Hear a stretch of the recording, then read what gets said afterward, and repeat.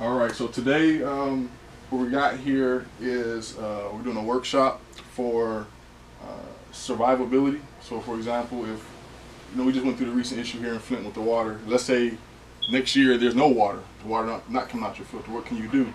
What we're going to do today is build do-it-yourself water filtration kits, and it's really simple. You get two 5-gallon buckets, and you get a ceramic filter. On your handout, I gave you a rough price estimate of what these products cost, so you can see it's really about $35 total. Create this. Some background on myself. I went to school at Readyo University, so Flint is dear to my heart because I couldn't have what I have today without Flint. And I'm a mechanical engineer. My mother is a naturopathic doctor, so I do know a little bit about the body. I study under her here and there, do my own personal research. So not only are we going to talk about how to survive a crisis, we're also going to talk about how to get heavy metals out of your body just from eating, and also taking supplements, for example. We have a good friend who was kind enough. She was supposed to be here. She couldn't make it. She actually was kind enough to send her oil products, which aren't really for detoxing. They're really just for, helping your skin back to health. She has a client who is having alopecia, which is a medical term that describes you have hair loss, and he started using her ointment, and his hair started to grow back. So I want to highlight the concept that that's also business. Now we're talking about being able to put money into your own pockets. We're talking about how to help your family through difficult times, and gift giving. You can give these gifts to people. So we're gonna give some handouts. The highlight of the foods I'm gonna walk through is gonna be cilantro and chlorella combination, because they work hand in hand to get mercury, aluminum, lead, and other heavy metals out of your body. I would like for some volunteers to come and actually drill some holes, so you can see how simple it is to create this this water kit system. And we'll start by talking about the actual plastic, because there are certain plastics you don't want to use. I have the information in your packets. These buckets are bought from Home Depot, and you can look at the recycling emblem, and there's a 2 in it. And that's really what you want if you're going to have something long term, because this plastic degrades very slow. If you want to use a metal bucket, then you don't have to worry about leaching at all. But again, emergency situations, you're probably not going to be thinking about, am I using a metal or a plastic bucket? You're probably thinking about, where am I going to get water from? So that's why we're going to focus on, that's why I decided to focus on just this setup here. Because again, in emergency situations, you could go to a park that has a creek in it, or you can go to anywhere where you find water. And I do want to talk about briefly, before we get too far into it, you can notice there's a difference between this filter here and the filter you're seeing here. This filter is really cheap. I think it was like 20 bucks plus shipping. It's only ceramic, and on the inside is activated charcoal, or just charcoal. And charcoal, as you may or may not know, when you burn something beyond its chemical proposition, it turns into charcoal. The last thing it turns to is charcoal, and charcoal has a natural tendency to attract other minerals and things to it. If you were to drink bleach and had to get rushed to the hospital, first thing they would do is put activated charcoal into your body, because it's going to attract the bleach out of your body. And I say that because that's the only thing in this filter is charcoal. And this filter is actually a silver. Some people will call it colloidal silver. It depends on how they actually develop the silver to put in this filter. And because this filter has silver in it, it's a little more pricey than this one, but because there's silver in it, you don't really have to worry about bacteria, because bacteria is killed by silver. And so this is a Dalton system. I'm not sure exactly what, this is a Aqua Cera filter. And if you buy these filters in bulk, you get a discount on them. So you probably could even get enough of these where it's roughly the same price as this one. But I do want to highlight the fact that you have low quality filters and high quality filters. If you're using a low quality filter, what you're going to want to do is, after the water is sent through the filters, you want to boil it. And to boil it, you want to have your water boiling with a rolling boil for about a minute, and then let's consider everything sterile. If you don't boil it, you can add 4 drops of bleach to every liter of water, and it will also kill the bacteria. Finally, you can find water purification tabs at different like outdoor shops and things of that sorts. So that way you don't have to worry about bleach or boiling. You can just put the purification tab in it, and it'll destroy all the bacteria. One thing about silver that's in this filter, it will kill bacteria, but it will not kill viruses. Even though it's not very often you're gonna have viruses in water. So that is a disclaimer, just in case you're going to some crazy pond that looks kind of subject. You're still going to, even when you use this filter, you still want to boil it or something, because viruses don't survive temperatures exceeding water boiling temperature typically. So what you do need in order to build these filters is a drill, and you're going to need a 1/2 inch drill bit. You can use the typical drill bit you see, or this is called an auger. And you're also going to need 1.25 inch bit, because what we're going to do is put a 1/2 inch hole in the bottom of this pail. We're going to put 1.25 inch hole in the top of this pail so that it sits on it. And all you do is pour water in the top, and the water, it filters very slow. It's about probably about a gallon every 2 hours. But again, if you have 3 or 4 of these and you're doing it overnight, you wake up and your water's ready to go. So first question is, any volunteers that would like to actually drill some holes? I don't want to drill no holes. Okay. I got too many holes. What's that? Bro. Miss Bird. I didn't say that. You didn't. I didn't say what. Okay. I want to drill some holes. You do? Miss Bird don't want to drill no hole. You better watch. I do want to drill some So holes. there's actually a little nipple on the bottom of this. Mm-hmm. And that's basically, you want to align it kind of close to that so it's centered. And then put a little pressure. And You got it now. Okay, we got that one. All right. I'm going to drill a couple more, because we're going to give you leave a couple here. Now we have more participants, we'll hand some out, but we got who we have. See, I can do that. Now, how much them buckets run? These buckets run, I believe I had on the sheet, 2 of them is about $8, so they're about $4 for one bucket. Okay. But you need 2. You can't Right. do this kit without having 2 Okay. buckets. And you can also buy them in bulk on Home Depot's website, and you'll get a discount, a slight discount. They're selling them packs of 10.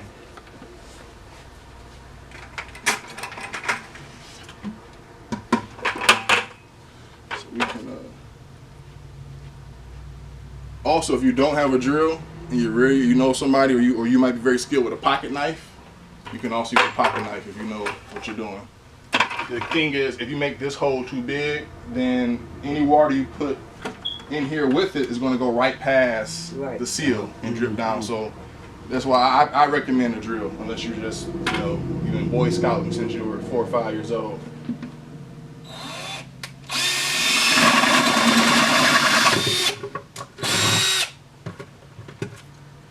See, we moving now. And you'll notice once you drill it, there's going to be a little flash. They call it flash. There'll be some plastic in here. Typically, you would probably clean it up with a knife, so you can have a nice good seal. I'm just going to grab it with my fingernails. Okay. But there's actually this rubber seal here. You can see this has to go on the inside of the bucket, so it creates a seal on the inside. You just stick it right through. Oh, I see the hole now. Stick it straight through there. There's a little plastic washer.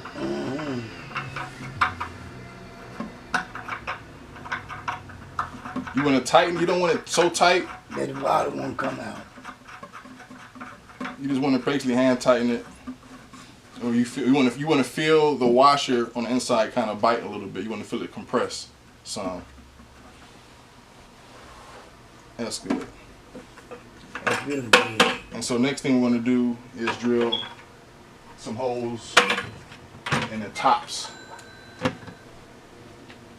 So again, if you don't have a drill bit, this hole isn't as sensitive, because all you're really trying to do is create an opening so that this can fit into it. This portion here, the video I watched, and I'm going off of, is they used 1.25 inches, and the one I made at home was also 1.25 inches. So that's what I'll go with today again. And the same thing, we're going to look for the nipple on the lid. Now you just recognize I drilled down into here, so now you got a lot of plastic in there. So before you use it, you want to get the plastic out.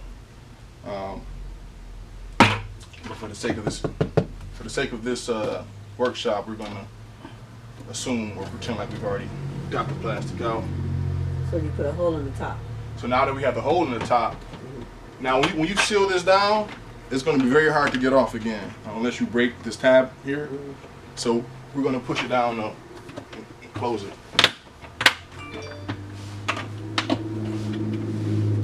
And again, I'm going to repeat what I just said.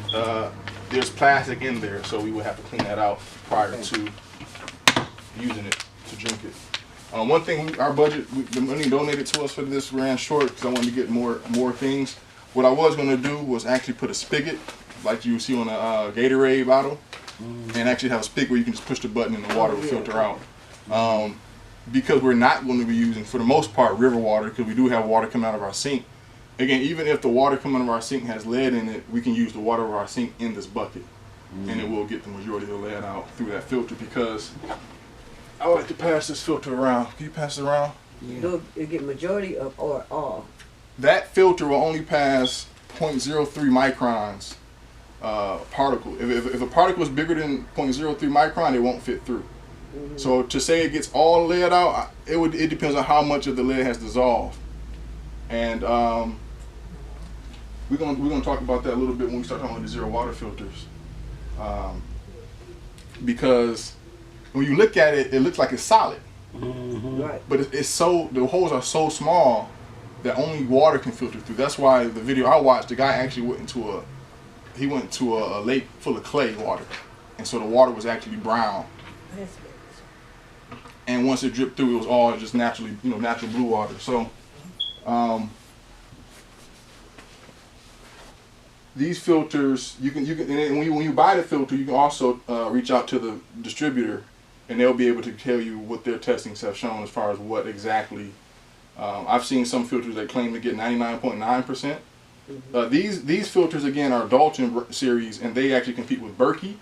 Berkey is the top of the line water filter where you can literally take it to a river water and use it the same as you use these and not have to put anything in it. So Berkey advertises that it gets 99.9% of lead out. These are their competitor. I'm not going to give you any false information.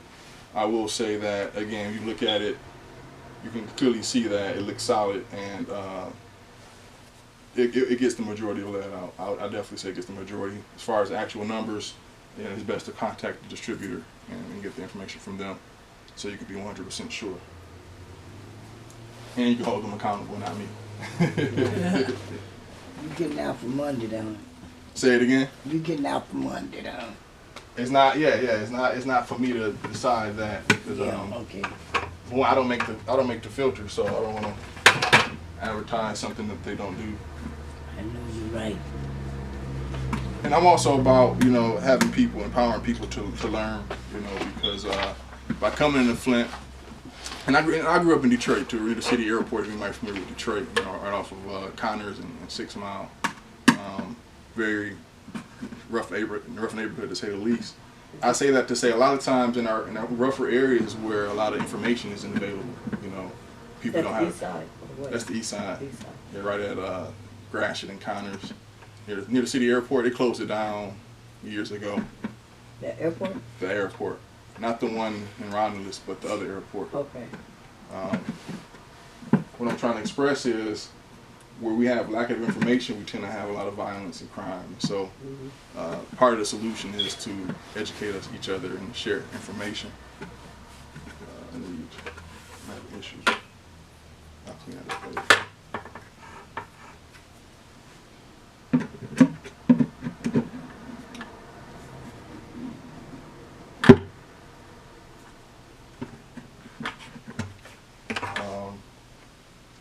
But that's the basis of it. What I will do is I will fill one of these jugs with water before I leave, and so as I'm gonna leave it with you, you can see kind of how slow it drips. You can actually hear it drip, drip, drip. And when it's all said and done, I'm going to also leave one of these with you and talk about. That's what I'm doing now while I'm still on water, because I'm going to move over to health. After we talk about two things, one thing is this is called a life straw. This was developed predominantly to use in what they call third world countries, and you can find their website. I'm gonna leave this with you all too. buylifestraw.com. They have bigger versions of this. I can't think of the exact term of it, but it looks like a gasoline. From visually, it's like a gasoline can, but it's actually similar where you just fill up with water and it filters everything out of it. What a life straw is, though, is actually you can go to a pond of water and actually take your mouth, put this life straw into the water and drink it fresh from right where you're standing. And again, it's been used for the most part in third world nations. It kills all types of bacteria. This one says it reduces particles up to 0.2 microns. So these filters go to 0.3. This one goes to 0.2. A micron is much smaller than a millimeter, or it's just very small. Let's put it that way. It's very small, and that's why, again, to think lead could get through something like this is beyond my understanding. Now, if you're going to go to the store and buy a water pitcher for your house, you want to get zero water. You don't want to get Brita. You don't want to get pure. If you want to add one on top of your sink, and that's a different story. I don't think zero water makes one for your sink. You may have to go with Brita or pure. But the great thing about zero water is the filter they use is a 5-stage filter. And you can see right on the bag, they kind of have a cross-section view. And you can see that it has multiple stages it goes through. And it gets, the reason they call it zero water is because every zero water filter actually comes with this little sensor device here. It's called a TDS, which stands for Total Dissolved Solids. And what you can do, it doesn't tell you exactly what is dissolved in it, but it shows you this little red. Yeah, it's a little light up red. If you buy a higher line one, they have ones bigger than this. This one only holds 6 cups. The one I have at home holds 10 cups. And it actually has a little digital indicator on it, and it'll show you how many parts per million of dissolved solids is in your water. Again, I want to repeat, it does not tell you what dissolved solid is. It just shows you that there's a dissolved solid in your water. And the reason why I say not to get Brita or pure is because Brita and pure both add aluminum to your water. They may get the chlorine taste out, they may get other things out, but they actually add aluminum into your water. And your body does not want aluminum because, once again, it's a heavy metal. Right. And so what we can do is we can actually take our sink water and check this and watch the light come on. We can run it through our do-it-yourself kits and also check it there. I did not know that this did not have the little indicator on it, so it's not going to give us the results I was hoping for. But I do want us to know that that's the benefit of this system, is that you can see once you filter your sink water, you'll put this in it and the light won't come on because there's nothing in your water but water. So you want to do a zero water filter. You want to let your family members know the zero water filter is the way to go. And that's really my hopes and dreams of these conferences, these workshops we're going to continue to have. It's not only that we learn, but we go share with other people, because that's how information changes. And people are going to resist. You're going to have people who don't really care. But that's not the point. The point is to share information, because even my dad always told me, even the fool repeats what he heard a wise man say sometimes. So, but yeah, the zero water filter is the way to go. So with the zero water system, you pour the water in the top, Correct. and then let it drain down. Yeah, I open up the filter. You can see it looks much different. And because it's different, I will say the replacement filters are a little more expensive than Brita. They're like $16 for one, or $32 for a pack of two. $30 for a pack of two. And so basically, you will put this is called an O-ring. You put the O-ring around this top here. And Brita filters usually drop in. This one you actually put on the bottom, you screw it in. And you see the O-ring compresses. And of course you want to wash everything out with soap and water before you do this. Right. And there's just a little hole here.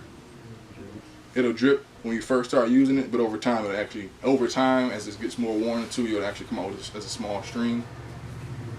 But this again is the way to go. And it clean out everything. Everything. There's nothing in the water. And it's the only, so there's an organization, an international organization called NSF, and they do all types of different verification and analysis, and mostly with what do you call the sewer system and water system. And so they actually have standards that certain companies have to meet. Zero water is the only water filtration system that ever met their standards. Brita and Pure has not, which is again why zero water is the way to go, because it's the only NSF certified system that says we get everything out your water.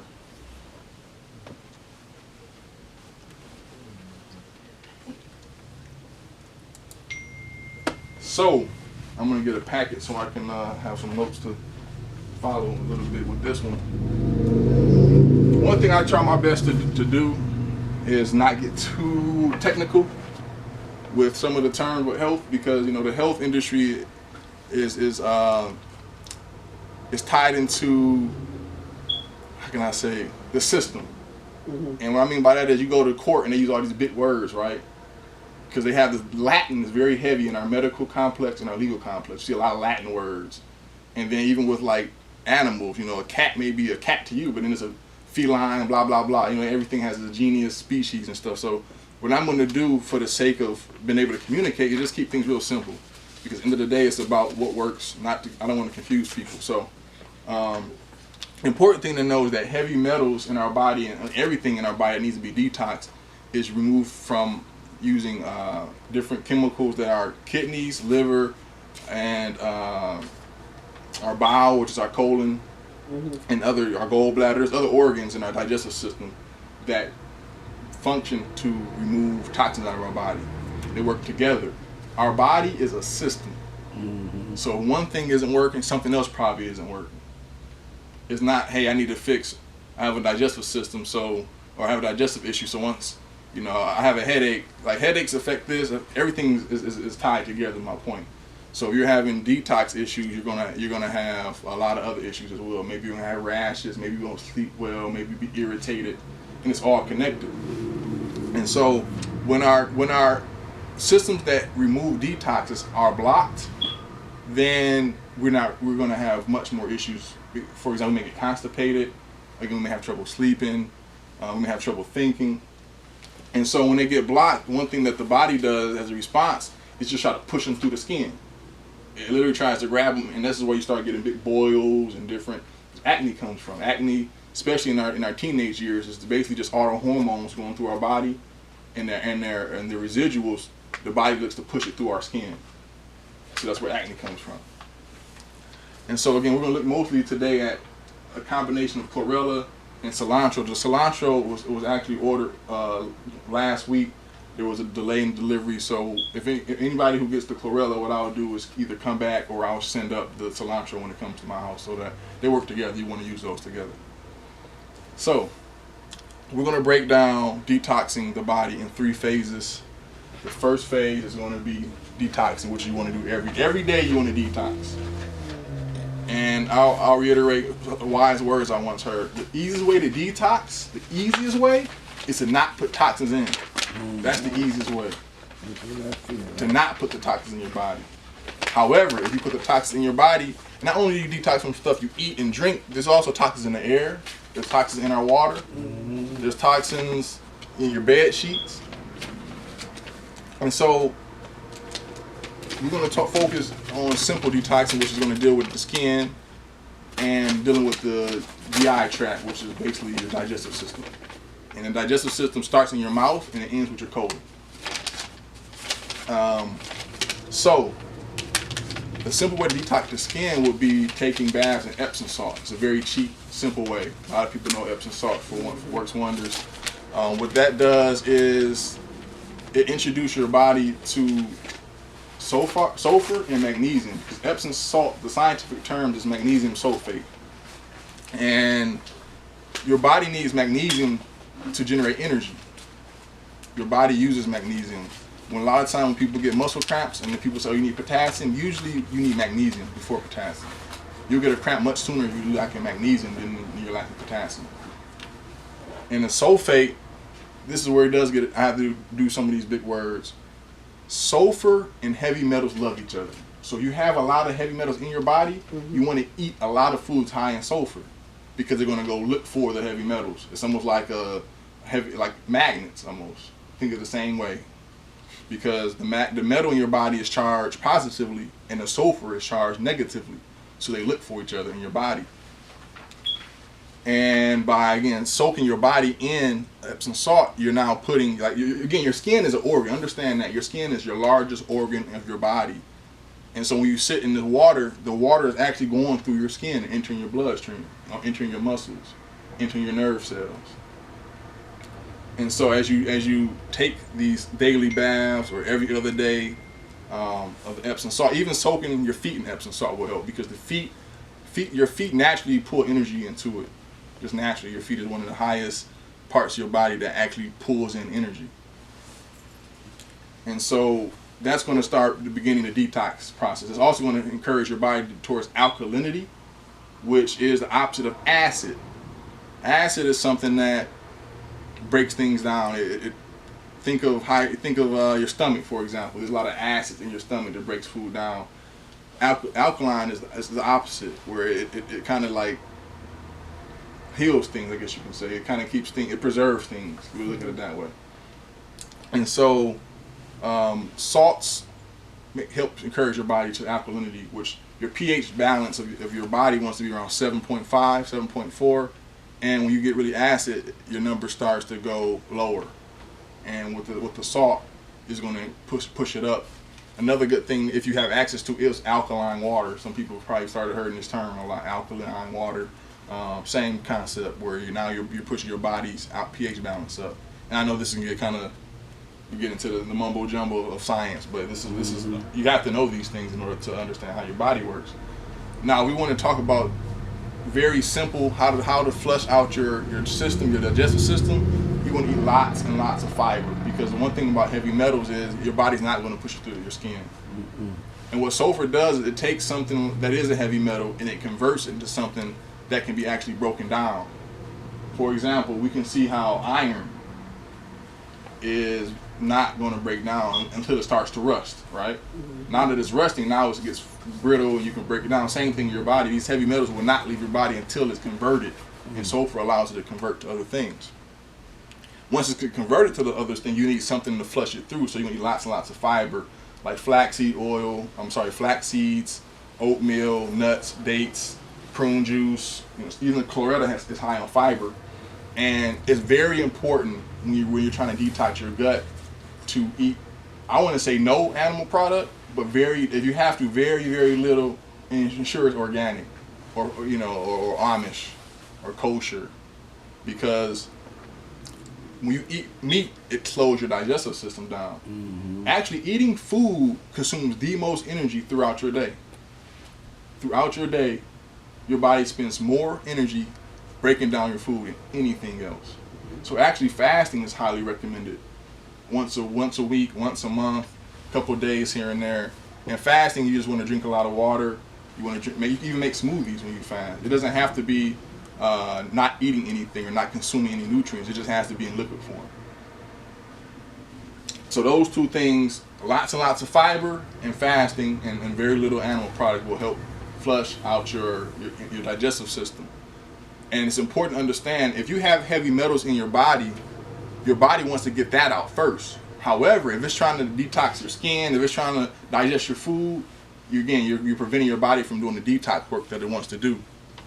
So it's important to have a healthy skin system and a healthy digestive system so that your body can go and do the other detoxing it wants to do. So that's why this is phase one. Phase one is to just get the simple toxins out your body so you can get to the more extreme ones. Phase two, eating foods high in sulfur. And we just talked about sulfur. One of the terms that's very important to understand in sulfur is this word here, chelation. Chelation is the process of metals being removed out your body. And so foods that have high in sulfur are considered chelators. And they are garlic, onion, broccoli, parsley, any leafy vegetable, cabbage, kale, and greens, cauliflower, sweet potatoes, chives. And when you do the research, you'll run into eggs and meat and things of that sort. But again, if you eat those things, you're going to slow your process down. But you're going to run into that if you do your own research. But I highly recommend, if you're going to cook, always start with onion and garlic. Because for one, it smells good, right? Who doesn't like cooking sauteed onions or caramelized onions? Cooking onions does reduce the sulfur, though, if you cook the onions. So having salads probably be the best way to go with the onion and the garlic. Any questions so far? Okay, I'll continue. And also, I recommend doing phase two about a week before you really start going with cilantro. The chlorella you can do during week 2 if you want, but the cilantro particularly, because the cilantro is going to expedite, it's going to speed up your detoxing. And if your body's already flooded with toxins, and then you do the cilantro, the thing with water, what you want to do is you want to know how much you weigh. And you want to take that number in half and drink that much fluid ounces. So if you weigh 200 pounds, you want to drink 100 fluid ounces per day. That's a good target to make sure you're drinking enough. And is that nothing but water? That's water, just nothing but water. Even if you drink tea and juices, you want to drink 100 fluid ounces of water in addition to that, if possible. I don't always do it, but that doesn't mean you shouldn't try. When I do it, I feel great. You feel great. The one thing that is important to me also is understand, when you're in health, you feel great. You want to share with you want other people to feel it, because there's really no greater feeling on earth than being into health and having your body function fully without us slowing it down. So again, we want to drink half our body weight in fluid ounces. The second thing during detoxing, don't eat processed food, refined foods, sugars, all these fake sugars and fried food, because again, you're putting toxins into your body as you're trying to remove them. You know, a lot of this is psychological, it's mental, it's spiritual.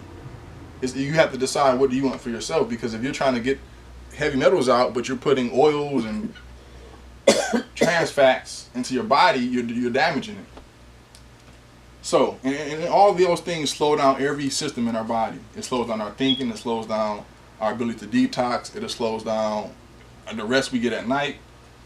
And I talked about getting exercise. You also want to get enough sleep. That's one thing I'm still working on. I don't get enough sleep. But when you get enough sleep, what happens is, again, just like these trees grow, there's a certain energy that when we're not aware of what's going on, it just enters and it comes in and it heals. So when we go to sleep at night, we're not focusing on what our legs are doing, what is our heart doing, what is our liver doing, and then they have a chance to tap into something higher than what we are capable of doing to heal themselves. And I want to talk about activated charcoal, which is what's inside of these filters. You can actually go to a health store and buy activated charcoal. What activated charcoal is, again, it is usually the best kind is coconut shell. It has been burned to the point it turns to charcoal, and they burn it even more to actually try to remove some of the insides of it. So it becomes it's almost like how our brains work. Our brain has a lot of wrinkles, so that it has more surface area. So if I have my hand like this, imagine if I can make my hand go up and down. You will notice it'll have much more surface area, because now it's just the way the design works. So activated charcoal is the same thing. The more holes you have inside of it, the more it can pull things to it. And so activated charcoal, once again, is what you use at the hospital if you were dying of poison.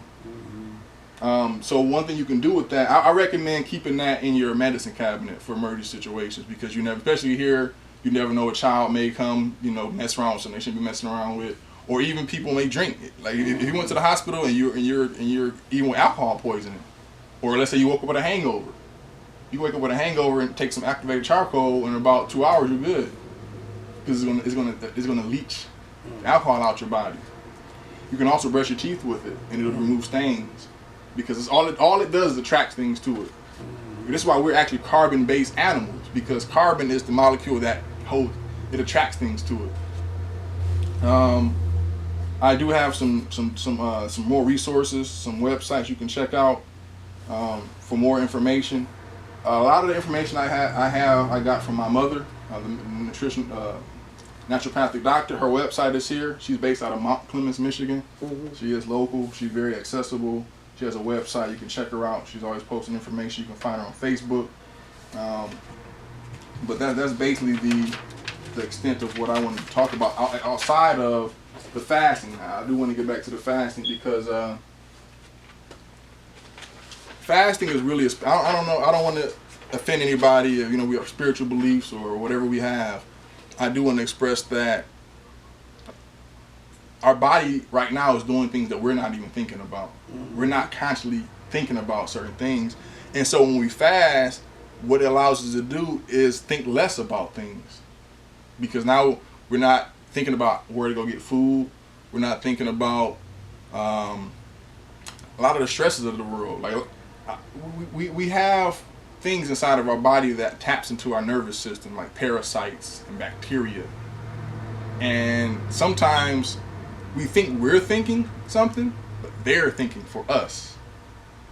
And we have to understand that, because if we don't, we'll start identifying with every urge and craving that we want. If it's like 10 o'clock at night and you think, oh man, I gotta get some ice cream before I go to bed, that might not even be you. There might be this parasite just woke up and said, you know what? I could use some sugar. Hey, give me some sugar. And then oh, I want some sugar, because the thoughts that we have in our head, they don't have a voice, so to speak. It's not like it's loud or quiet, or it don't get angry. It just kind of pushes you in a certain direction. And so what I'm saying is, fasting allows us to get some of those things out of our bodies. Fasting allows those things to cry out. And that's where the headaches come from. That's where the irritation comes from at time when we fast, the first day or two, where it's tough and hard, because it's those things that live in us sending out an energy saying, hey, I don't like this, and we pick up on it. And so it is important that we understand who we are, because if we can understand who we are, we can also understand who we are not. To the people.